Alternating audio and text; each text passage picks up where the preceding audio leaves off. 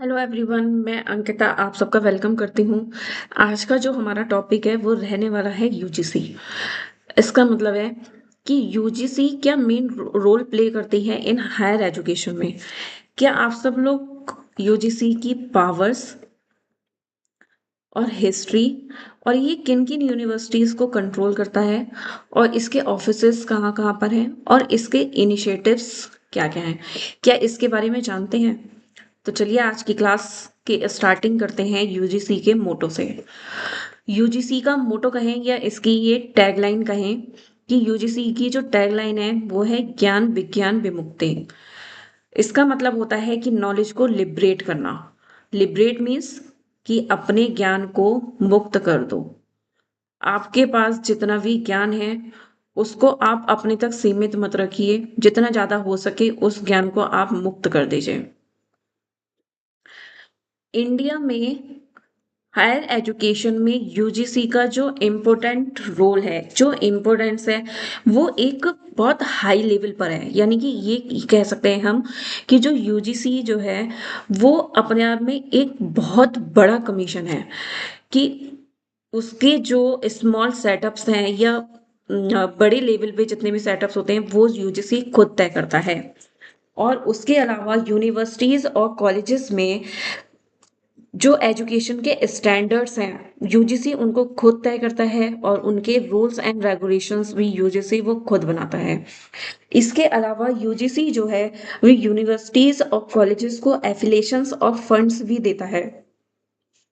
और यूनिवर्सिटीज में यानी कि शिक्षण के क्षेत्र में एग्जाम्स में और रिसर्च के जो स्टैंडर्ड्स होते हैं उनको भी कौन तय करता है? यूजीसी।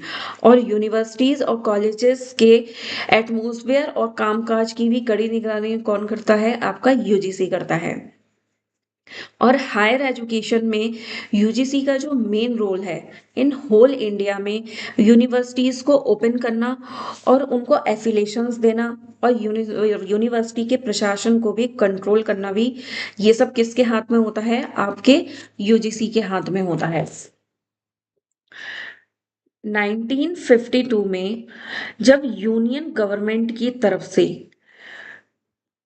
इस चीज को डिक्लेयर किया गया कि इंडिया में एक ऐसी संस्था होनी चाहिए जो अपने फैसले खुद ले सके और किसी भी ब्रिटिश कंपनी के अधीन ना होकर यूजीसी के जो अलाउंसेस हैं या एड्स हैं वो खुद ही मैनेज कर सके, चाहे वो आपका सेंट्रल लेवल पर हो, चाहे वो आपका स्टेट लेवल पर हो या आपका वो किसी और भी लेवल पर हो, उसको वो खुद ही मैनेज करे। और जब 1953 में आपका यूजीसी का गठन हुआ और उसके बाद में लास्ट में जब नवंबर 56 में यूजीसी को एज ए स्टैचुरी बॉडी का दर्जा दिया गया, तब फाइनली यूजीसी एक संवैधानिक और एक स्वतंत्र बॉडी के रूप में काम करने लगी। और जिसके मेजर पार्ट्स जो है, जो मेजर पर्पसेस थे यूजीसी के, वो थे कोऑर्डिनेशन, डिटर्मिनेशन और मेंटेनेंस, जिसको हम हिंदी में बोलेंगे यानी कि भारत में विश्वविद्यालय शिक्षा के जो स्टैंडर्ड्स हैं वो समन्वय, निर्धारण और रखरखाव के लिए तय करे गए। इसके ही चलते यूजीसी जो है उसकी स्टार्टिंग कहाँ से हुई, उसका जो इतिहास रहा है वो आज की डेट में किस विकास को दर्शाता है। तो सबसे पहले जब सर्जेंट रिपोर्ट के सुझाव पर यूजीसी को एक कमेटी का दर्जा दिया गया। सबसे पहले सर्जेंट रिपोर्ट के थ्रू जब यूजीसी को एक कमेटी का एक दर्जा दिया गया, कमीशन का नहीं, सिर्फ कमेटी का, जिस कमेटी के अंतर्गत 3 विश्वविद्यालय आते थे, जिसमें से पहला है आपका अलीगढ़, दूसरा है आपका बनारस हिंदू यूनिवर्सिटी और तीसरी है आपकी दिल्ली यूनिवर्सिटी। इस इन तीनों विश्वविद्यालय के लिए यूजीसी की एक कमेटी का गठन किया गया। फिर 1947 में जब देश आजाद हुआ तब ऑल ओवर इंडिया के लिए जितनी भी यूनिवर्सिटीज हैं और उनका नियंत्रण भी यूजीसी को सौंपा गया। इसका मतलब जब 1947 में हमारा देश आजाद हुआ, जिसको हम पोस्ट इंडिपेंडेंस डेवलपमेंट भी कहेंगे, तब उसमें यूजीसी को, कमीशन को नहीं कमेटी को, यानी कि यूनिवर्सिटी ग्रांट कमेटी को जब ऑल ओवर इंडिया की यूनिवर्सिटीज को संभालने का नियंत्रण भी दिया गया, तब तब ये सोचा गया राधा कृष्णा कमीशन के थ्रू। जब ये 1948 और 49 में जब राधा कृष्णा का कमीशन आया तो उसमें यूजीसी को कमीशन बनाने की सिफारिश की गई, क्योंकि ये पहले एक कमेटी थी और राधा कृष्णा का जब कमीशन आया 1948-49 में, तब इस यूजीसी कमेटी को कमीशन बनाने की सिफारिश की गई। और फिर इसके बाद में इस सिफारिश पर जब अल्म किया गया या गौर किया गया, तब 1953 में, उसके बाद 1953 में एजुकेशन ऑफ मिनिस्ट्री द्वारा, जिसके चेयरपर्सन थे तब मौलाना अब्दुल कलाम आजाद, जो फॉर्मल वे में जिनके थ्रू एक नींव रखी गई कि यूजीसी 1953 में से एक फॉर्मल तरीके से काम करेगी, यानी कि एज अ कमीशन के रूप में काम करेगी, कमेटी के रूप में काम नहीं करेगी। और फिर उसके बाद लास्ट में 1956 में यूजीसी को, यानी कि यूनिवर्सिटी ग्रांट कमीशन को, एक स्टैचुरी बॉडी का नाम दे दिया गया, यानी कि उसको एक ऑटोनॉमस बॉडी बना दी गई, यानी कि एक यूजीसी एक संवैधानिक संस्था बन गई। इसे एक स्वायत्त निकाय के रूप में भी काम करने का अधिकार मिल गया। उसके बाद जब इसका रोल और इसके विस्तार के बारे में जब हम बात करेंगे, तो पिछले कई वर्षों में यूजीसी की गुणवत्ता और इसके काम करने के तरीके को और बेहतर बनाने के लिए यूजीसी ने और भी बहुत सारे काम करे हैं। जैसे कि हम ये कहेंगे कि यूजीसी का जो रोल है वो फंडिंग और क्वालिटी एश्योरेंस के चलते कॉलेजेस में सुधार और पॉलिसीज को लेकर रहा है। उसके लिए यूजीसी ने कड़ी मेहनत भी करी है और रिसर्च को प्रोत्साहित करने के लिए, रिसर्च को प्रमोट करने के लिए यूजीसी ने फंड्स देने की भी तैयारी की और देता भी है। जिसका एग्जाम्पल है आपका जेआरएफ, यानी कि रिसर्च करने वालों के लिए, जो लोग जेआरएफ कंप्लीट कर लेते हैं या जो लोग जेआरएफ का एग्जाम पास कर लेते हैं, उनके लिए फेलोशिप का अरेंजमेंट कौन करता है? आपका यूजीसी करता है। और इसके चलते यूजीसी रिसर्च और इंक्लूसिव और ट्रांसजेंडर एजुकेशन में भी काफी सुधार कर रहा है, या ये कहें कि इनके लिए भी बहुत सारी योजनाएं लेकर आ रहा है। और जो आपका यूजीसी का जो करंट स्टेटस है, यूजीसी जो है वो मिनिस्ट्री ऑफ एजुकेशन के अंडर वर्क करता है कि हायर एजुकेशन को यूजीसी कैसे कंट्रोल कर सकता है या इसको कैसे व्यवस्थित करता है। यूजीसी ना कि फंडिंग की देखभाल करता है आपकी यहाँ पर, बल्कि यूनिवर्सिटीज और कॉलेजेस का लेवल जो है वो भी टॉप पर रहे और हम वर्ल्ड रैंकिंग में पार आ सकें, तो इसके लिए भी यूजीसी एक बहुत टॉप लेवल पर काम करता है।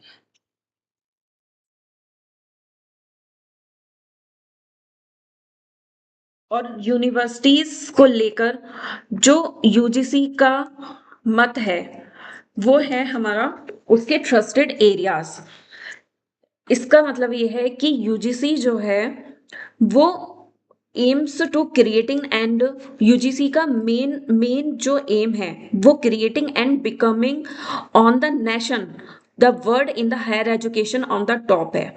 फॉर एग्जाम्पल इंडिया में जितनी भी यूनिवर्सिटीज हैं उनका कैरिकुलम कैसे बनेगा, उनको मल्टी डिसिप्लिनरी और होलिस्टिक डेवलपमेंट कैसे किया जाए उनको लेकर, इसका काम भी आपका यूजीसी करता है।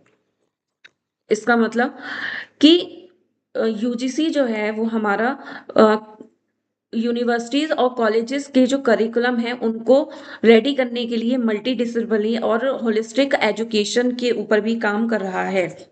और आपका इस डिजिटल एम्पावरमेंट को लेकर जो इंडिया में हायर एजुकेशन में जो भी डिजिटल एजुकेशन है लाइक स्वयं है या उनके इनिशिएटिव्स हैं यूजीसी, वो भी यूजीसी ही लेता है। और स्किल डेवलपमेंट एंड एम्प्लॉयबिलिटी को लेकर भी यूजीसी का जो तरीका है उसको रेट करने का जो तरीका है वो बिल्कुल डिफरेंट है कि यूजीसी ग्रेजुएट लेवल के बाद ही एम्प्लॉयबिलिटी देना शुरू कर देता है। अब नेक्स्ट आता है हमारा रिसर्च और इनोवेशन।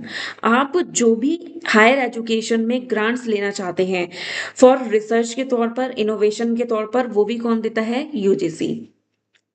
और capability building of teachers for quality education, आपकी कैपेबिलिटी बिल्डिंग ऑफ टीचर्स की जो कैपेबिलिटी है उसकी उनकी क्वालिटी एजुकेशन को चेक करने का जो नजरिया है उनका वो है वाया नेट या वाया जेआरएफ एग्जाम।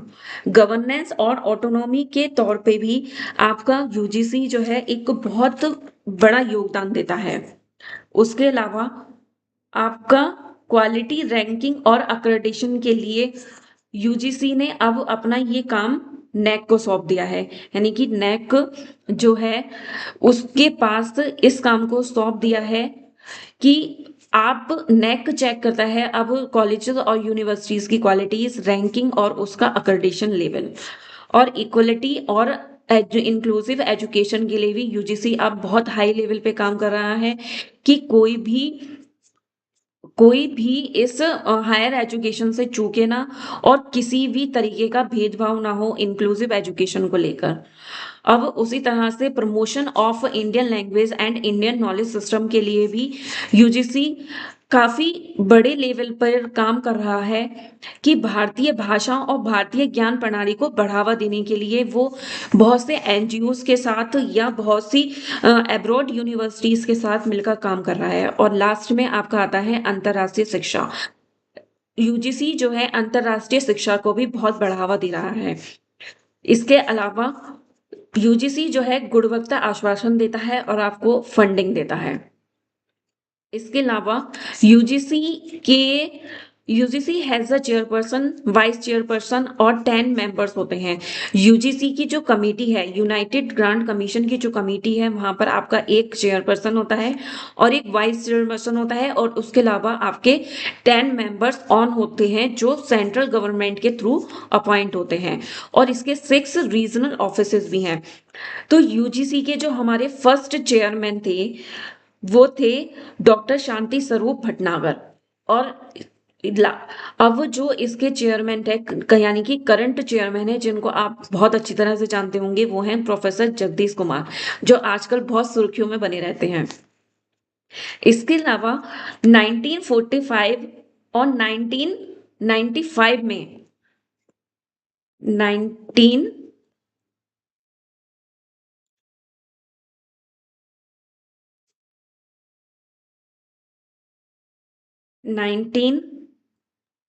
1994 और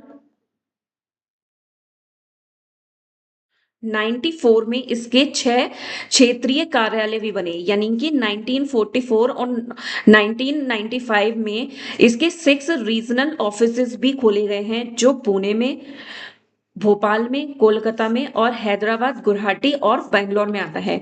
लेकिन इसका जो हेडक्वार्टर है वो न्यू दिल्ली में ही है। पुणे का जो जोन है वो वेस्टर्न जोन में आता है, भोपाल का सेंट्रल जोन में आता है और कोलकाता का आपका ईस्टर्न जोन में आता है और हैदराबाद का साउथर्न जोन में आता है और गुवाहाटी का नॉर्थ ईस्टर्न जोन में आता है और आपका बेंगलोर का साउथ वेस्ट जोन में आता है। तो कभी कभी एग्जाम में आपके ये 6 रीजनल ऑफिसेज को भी पूछ लेता है। अब चलते हैं इसकी यूनिवर्सिटीज पर। यानी कि ऐसी कौन सी यूनिवर्सिटीज हैं, कौन कौन सी यूनिवर्सिटीज हैं जिनको यूजीसी अपने कंट्रोल में लेकर चलता है। तो सबसे पहले हम बात करते हैं सेंट्रल यूनिवर्सिटी की। सेंट्रल यूनिवर्सिटी जो है, these are established by an act of parliament and are fully funded by the central government. They aim to provide high quality education and promote research at the national level. इसका जो main point यहाँ पर निकल के आता है कि UGC की जो सेंट्रल यूनिवर्सिटीज हैं वो रिसर्च को नेशनल लेवल पर प्रमोट करती हैं। यहाँ तक कि आप मेरी बात समझ रहे होंगे, नेशनल लेवल पर प्रमोट करना बहुत बड़ी बात है। जो सेंट्रल यूनिवर्सिटीज हैं उनको कौन कंट्रोल करता है? उनको सेंट्रल गवर्नमेंट कंट्रोल करती है और इनका फंड जो है वो भी सेंट्रल गवर्नमेंट ही देती है। और सेंट्रल में फेमस यूनिवर्सिटी आपकी जो आती है वो है ड्यू, यानी कि दिल्ली यूनिवर्सिटी। ऐसे ही आपके स्टेट में भी सेंट्रल यूनिवर्सिटीज होंगी जो एस्टैब्लिश्ड होती हैं बाय एक्ट ऑफ पार्लियामेंट होती हैं। अच्छा, बाय एक्ट ऑफ पार्लियामेंट के अंदर मास्टरी ऑफ एजुकेशन भी आता है, जो दो टाइप का होता है। एक होता है हायर एजुकेशन में, एक होता है स्कूल एजुकेशन में। इन दोनों डिपार्टमेंट्स में बहुत डिफरेंस होता है। हायर एजुकेशन जो है वो हमारा यूजीसी के अंदर आता है और स्कूल एजुकेशन जो है वो हमारा एकेडमिक डिपार्टमेंट के अंदर आता है। लेकिन हायर एजुकेशन का डिपार्टमेंट जो है वो भी आपका सेंट्रल यूनिवर्सिटी देखती है। और इसका जो हेड होता है सेंट्रल यूनिवर्सिटी का वो होता है chancellor, means vice president of India जो होता है वो सेंट्रल यूनिवर्सिटी का चांसलर होता है। इसका एग्जाम्पल जो मैं देना चाहूंगी वो है ड्यू और आपका है बीएचयू यूनिवर्सिटी। यानी कि कुछ क्वेश्चंस यहाँ से भी आ जाते हैं बेसिकली कि इसमें कौन सी यूनिवर्सिटी सेंट्रल है या कौन सी यूनिवर्सिटी आपकी स्टेट लेवल की है। अब नेक्स्ट आते हैं हम स्टेट यूनिवर्सिटी पे। Established by state legislatures, these universities receive funding and governance support primarily from the respective state government. They cater to regional education needs. इसका मतलब है कि जो आपका स्टेट यूनिवर्सिटीज हैं वो स्टेट गवर्नमेंट के अंदर आती हैं। इसको जो कंट्रोल करता है, आपकी स्टेट यूनिवर्सिटीज को जो कंट्रोल करता है वो करता है स्टेट गवर्नमेंट। और एस्टेब्लिशमेंट इनके विधानमंडल द्वारा होती है, यानी कि लेजिस्लेट का मतलब होता है आपका विधानमंडल। विधानमंडलों द्वारा इनको एस्टेब्लिश किया जाता है लोकल विधानमंडल के अप्रूव पर, एक्ट के पास पर। और इसको रन करने और फंड देने का जो काम होता है आपका वो होता है स्टेट गवर्नमेंट के अंदर। और इसका जो एग्जाम्पल है वो है आपका दिल्ली टेक्नोलॉजी यूनिवर्सिटी और सेकंड है आपका डॉक्टर भीमराव अंबेडकर यूनिवर्सिटी। इसके अलावा बहुत सी ऐसी पावर्स हैं जो यूजीसी के पास होती हैं। अब चलते हैं हम डीम्ड टू बी यूनिवर्सिटीज के ऊपर। डीम्ड यूनिवर्सिटीज जो होती हैं आपकी वो होती हैं जिनको हम कंसीडर्ड करते हैं, यानी कि as a university means small institution या कॉलेज। इनके पास एक ऑटोनॉमी होती है कि वो अपने खुद के कोर्सेज और खुद के सिलेबस और खुद के एडमिशन या खुद की फीस क्या होगी इन पर अपने खुद के रूल्स एंड रेगुलेशंस को तय कर सकती हैं। और डीम यूनिवर्सिटीज में सबसे पहला एग्जाम्पल है इंडियन इंस्टीट्यूट ऑफ साइंस का। और नेक्स्ट मैं एग्जाम्पल देती हूँ इंडियन लॉ ऑफ इंस्टीट्यूट का। यहाँ पर कॉलेजेस और यूनिवर्सिटीज में डिफरेंस क्या होता है इस चीज को लेकर भी मैं बात करूंगी। जो कॉलेजेस हैं और वो एक स्मॉल सेटअप के ऊपर होती हैं और यूनिवर्सिटी जो होती हैं वो एक हाई लेवल के सेटअप पर होती हैं। और इसमें डिपार्टमेंट्स होते हैं, आपकी यूनिवर्सिटीज में डिपार्टमेंट्स होते हैं अलग अलग, जैसे कि डिपार्टमेंट ऑफ कॉमर्स है, डिपार्टमेंट ऑफ साइंस है। लेकिन कॉलेजेस में ये एक स्मॉल लेवल पर होती हैं। अब बात करते हैं आपकी प्राइवेट यूनिवर्सिटी की कि प्राइवेट यूनिवर्सिटी जो है वो किस तरीके से एस्टेब्लिश हुई, उन्हें कौन अप्रूव करता है और कौन इसको अपने थ्रू सारे फंड्स वगैरह देता है। जो यूजीसी प्राइवेट यूनिवर्सिटीज को आपका यूजीसी ही अप्रूव करती है। कौन अप्रूव करती है? आपकी यूजीसी ही अप्रूव करती है प्राइवेट यूनिवर्सिटीज को भी। चाहे ये यूनिवर्सिटीज जो हैं, प्राइवेट यूनिवर्सिटीज जो हैं, ये डिग्री और ग्रांट्स दे सकती हैं, बट ऑफ कैंपस और एफिलिएशन इंस्टीट्यूट और कॉलेज ये ओपन नहीं कर सकती। इसका मतलब यानी कि ये डिग्री भी दे सकती हैं और ये ग्रांट भी दे सकती हैं, लेकिन ये कोई भी इंस्टीट्यूट और कॉलेज ऑफ कैंपस ये ओपन नहीं कर सकती। लेकिन एक एक कंडीशन पर ये आपका ये चीज कर सकती है, जब भी उस प्राइवेट यूनिवर्सिटी को 5 इयर्स कंप्लीट हो जाते हैं तो यूजीसी के रूल्स एंड रेगुलेशन को फॉलो करने के बाद ये प्राइवेट यूनिवर्सिटीज अपनी ब्रांचेस ओपन कर सकती हैं। तो इसका जो एग्जांपल है मैं आपको देती हूँ, एमआईटी। एमआईटी जो है एक प्राइवेट यूनिवर्सिटी है और 5 इयर्स इसने जब यूजीसी के टर्म्स एंड कंडीशंस को, उसके रूल्स एंड रेगुलेशन को अच्छे तरीके से कंप्लीट किया, तो उसके बाद इसने अपनी ब्रांचेस ओपन स्टार्ट कर दी। और इसका जो हेड होता है वो होता है प्रेसिडेंट या चेयरमैन। प्रेसिडेंट इंडिया का प्रेसिडेंट नहीं मानेंगे उसको, जो इस ऑर्गेनाइजेशन को चला रहा है उसका जो प्रेसिडेंट है वो ही इस प्राइवेट यूनिवर्सिटी का प्रेसिडेंट होगा। इसका एक एग्जांपल और देती हूँ मैं, शारदा यूनिवर्सिटी। अब आता है हमारा लास्ट में ओपन यूनिवर्सिटी, कि ओपन यूनिवर्सिटीज क्या होती हैं। ये वो यूनिवर्सिटीज हैं जो ओपन हैं, या ये कहें कि जो डिस्टेंस एजुकेशन को भी प्रमोट करती हैं। जो क्राइटेरिया होता है वो इनका लेस होता है, यानी कि सिलेबस में भी, फीस में भी और चीज़ों में भी, as a compare to regular college अगर हम ओपन यूनिवर्सिटीज को करें तो वो सारा क्राइटेरिया बहुत लेस होता है। ये ओपन और डिस्टेंस एजुकेशन को भी सपोर्ट करता है। इसका एक एग्जांपल है आपका इग्नू, जिसको आप बहुत अच्छी तरह से जानते होंगे। तो इस तरीके से आज की क्लास में हमने इसके पावर्स को समझा, इसके जो इनिशिएटिव्स हैं उनको समझा, इसके ऑफिसेस कहाँ कहाँ पर हैं उनको हमने जाना, और यूजीसी किन किन यूनिवर्सिटीज को कंट्रोल करती है इसको भी हमने जाना, और इसकी हिस्ट्री क्या है उसको भी हमने यहाँ पर जाना। तो इसी के साथ आज की क्लास एंड होती है। आई होप आपको आज की क्लास में सब समझ में आया होगा। Thank you very much. आपका दिन शुभ हो।